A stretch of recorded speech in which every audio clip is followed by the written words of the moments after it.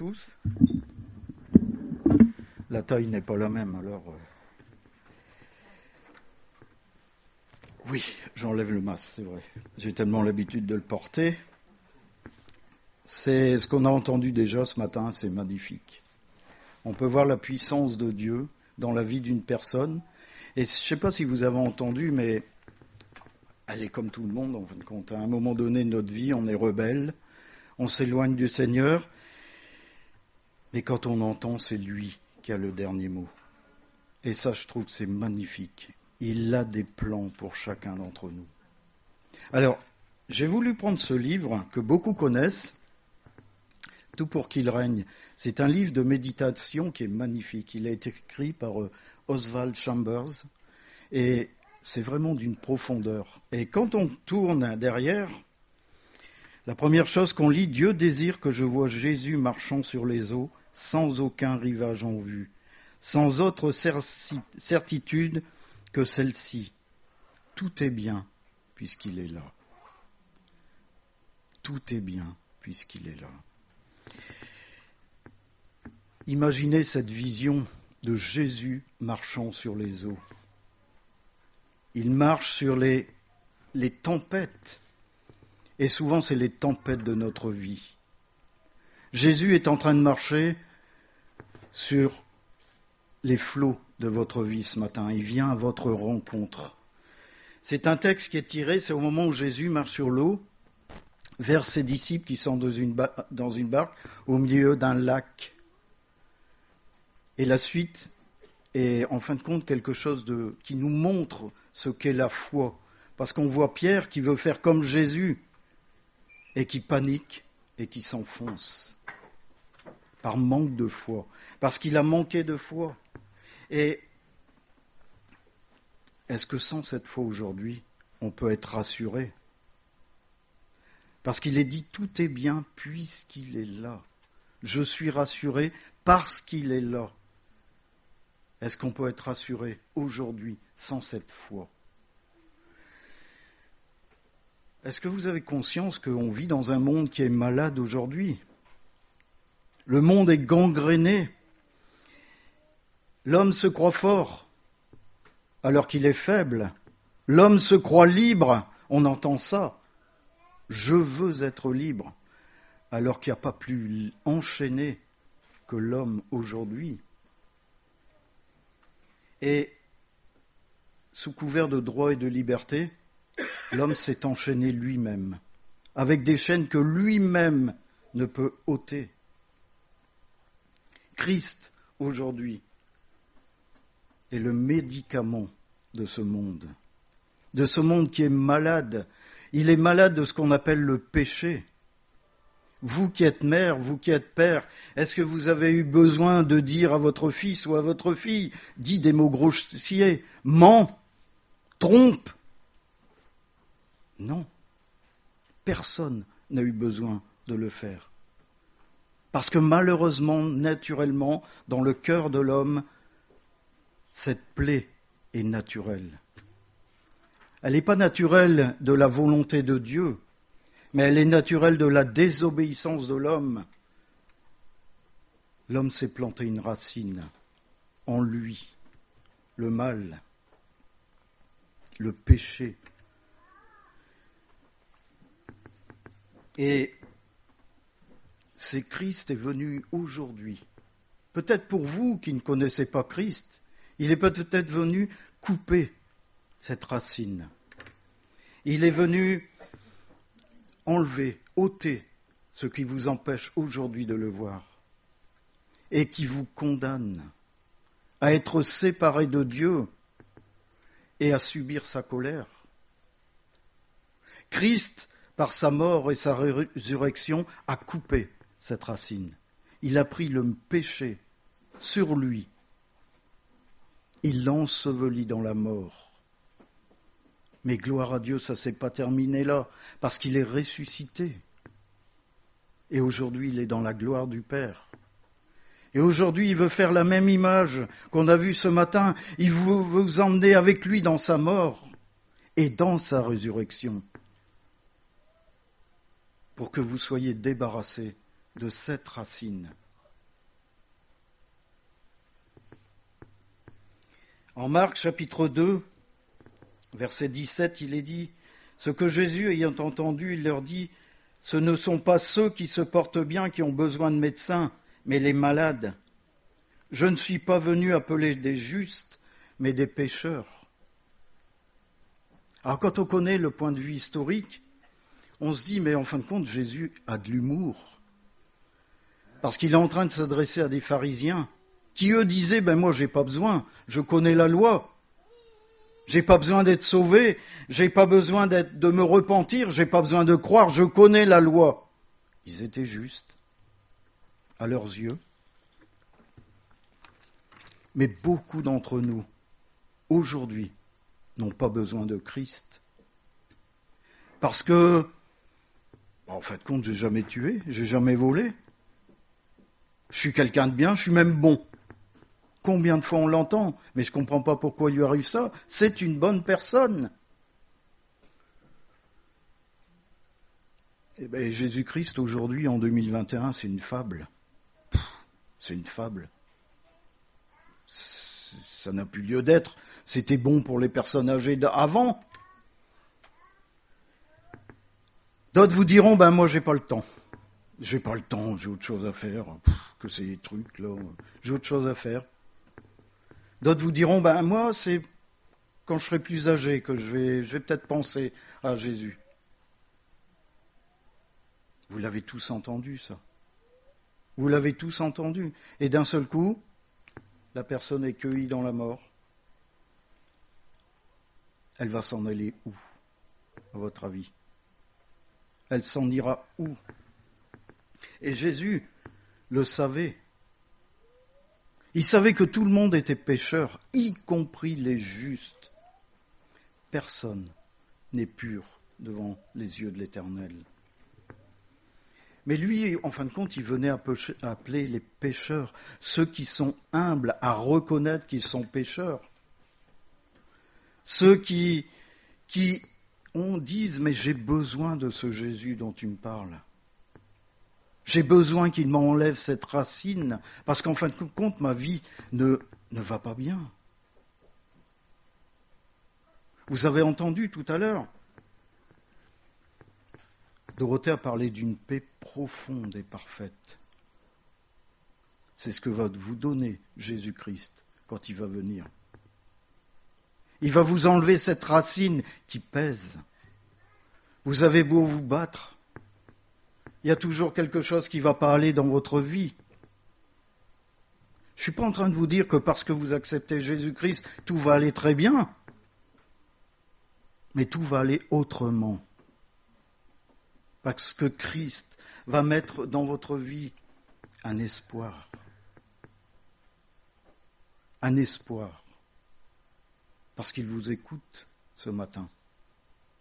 Il vient vers vous sur les flots de votre vie. Même si c'est la plus grande des tempêtes, il avance. Et il ne s'enfonce pas, parce qu'il est au-dessus de nos tempêtes. Il est au-dessus de tous nos combats. Il est au-dessus de toutes nos montagnes. Il est au-dessus de tout ce qui se dresse devant nous et qui nous fait chuter et tomber. Parce qu'il est l'Éternel. Parce qu'il a choisi un jour de dire « Je prends ta place. Tu ne subiras pas la colère de mon Père. » Il a pris le péché, mon péché, ton péché, sur lui. Lui qui était juste, lui qui était saint, lui qui était fidèle. Il est mort pour chacun d'entre nous. Il n'est pas mort parce que des Juifs l'ont accusé. Mais il est mort parce que le Père a dit, c'est lui, l'agneau de Dieu. C'est lui qui va être sacrifié pour toi.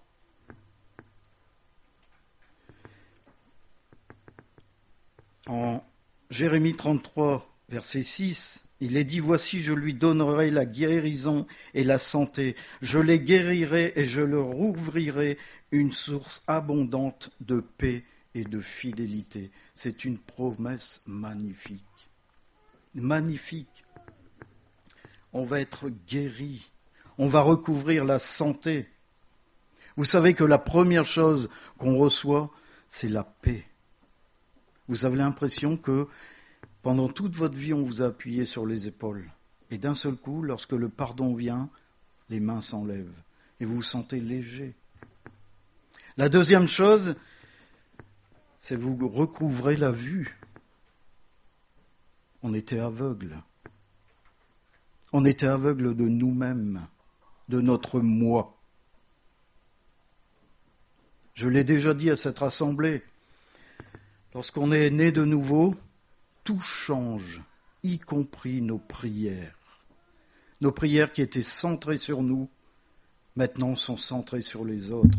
On intercède pour les autres. Parce que notre vie n'a plus de prix. Notre vie est celle de Christ. Et ce matin, c'est ce que Jésus-Christ veut faire dans ta vie. Il veut te donner une autre vie. Une vie que tu n'as jamais connue. Une vie qui va t'enchanter. Parce que tu vas savoir qu'il t'aura donné un espoir, la vie éternelle.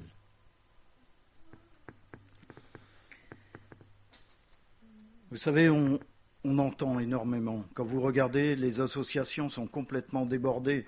On vit dans un système magnifique, il semblerait. Et vous écoutez, les associations sont débordées.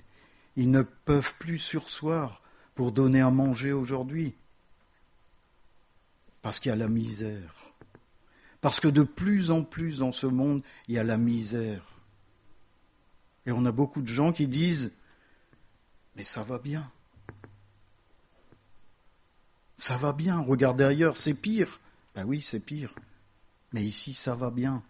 Et de plus en plus de monde sont pauvres, sont désenchantés.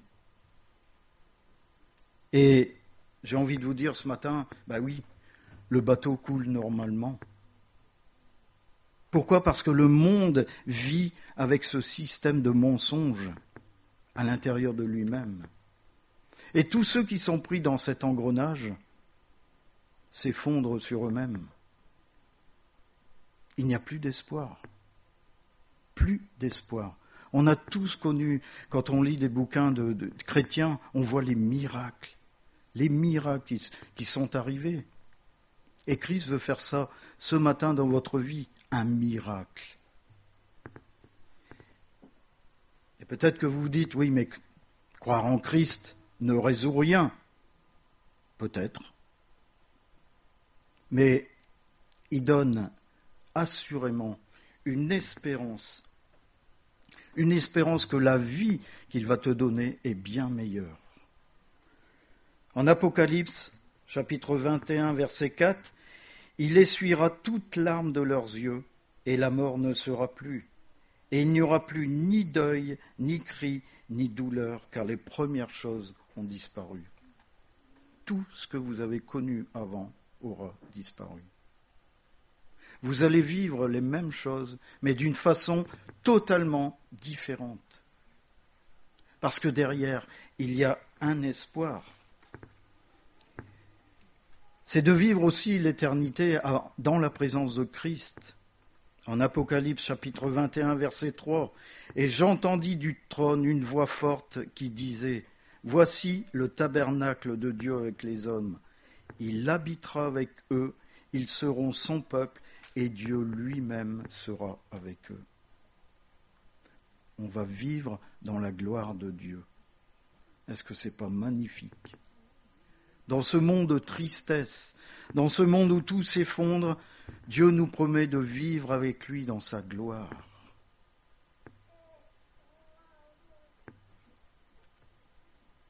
Toi qui écoutes et entends ce matin, Christ ne te juge absolument pas, mais il veut te sauver. En Jean chapitre 12, verset 47, « Si quelqu'un entend mes paroles et ne les garde point, ce n'est pas moi qui le juge. Car je suis venu non pour juger le monde, mais pour sauver le monde. Car Dieu a tant aimé le monde qu'il a donné son Fils unique, afin que quiconque croit en lui ne périsse point, mais qu'il ait la vie éternelle. » Celui qui croit, quiconque croit en lui. J'avais une deuxième partie, mais comme l'heure est beaucoup avancée, je vais aller directement à la conclusion. C'est la nature même de Christ que Dieu veut donner ce matin. C'est lui-même.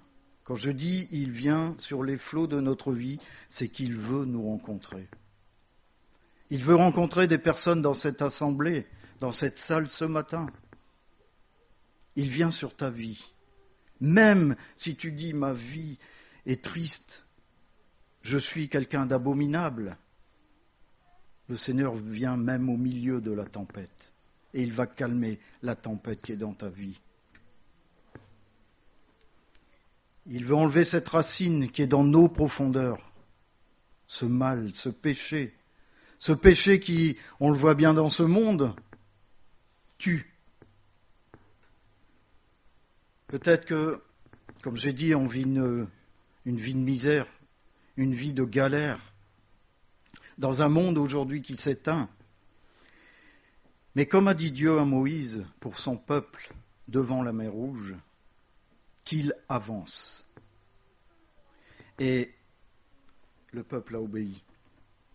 Ça semblait incroyable, ça semblait complètement idiot. Le peuple avait devant lui la mer, et derrière il avait l'armée de Pharaon.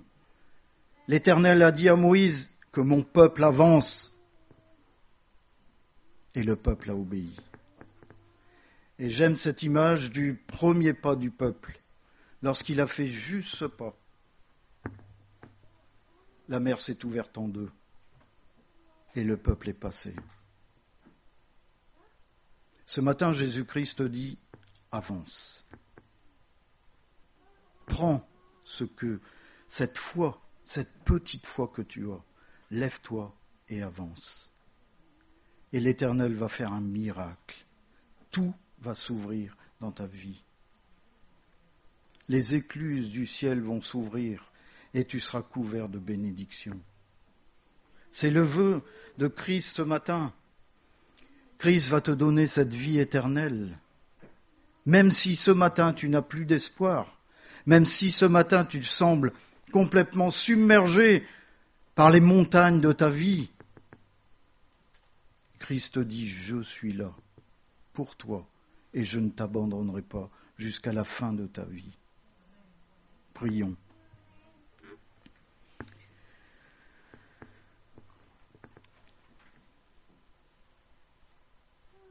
Merci Père.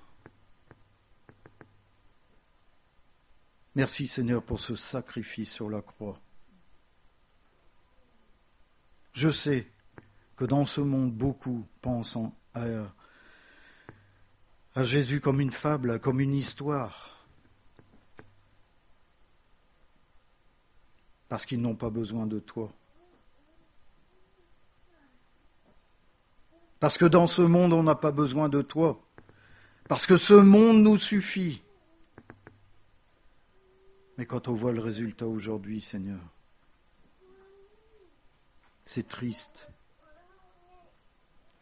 Seigneur, mais encore aujourd'hui, on peut le voir avec Dorothée, tu saisis des cœurs.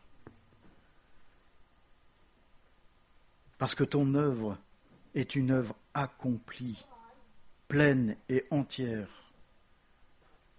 dans la divination de Christ. Seigneur, tu es Jésus-Christ. Tu es le Sauveur et le Seigneur. Et ce matin, tu veux sauver des âmes pour celui qui se lève et qui s'avance. Tu veux le sauver. Seigneur, que la puissance de ton esprit œuvre ce matin dans le cœur de ceux qui ont des doutes, dans le cœur de ceux qui pensent que Jésus-Christ est une histoire. Mais Seigneur, nous savons, nous qui te suivons, les miracles que tu as commis dans nos vies. Nous n'avons pas subi Jésus-Christ, mais nous l'avons suivi parce qu'il nous a appelés. Et ce matin, Seigneur, que tu puisses appeler par la puissance de ton esprit ceux et celles qui ont besoin de toi, ceux et celles qui te cherchent. Tu es grand, Père. Tu es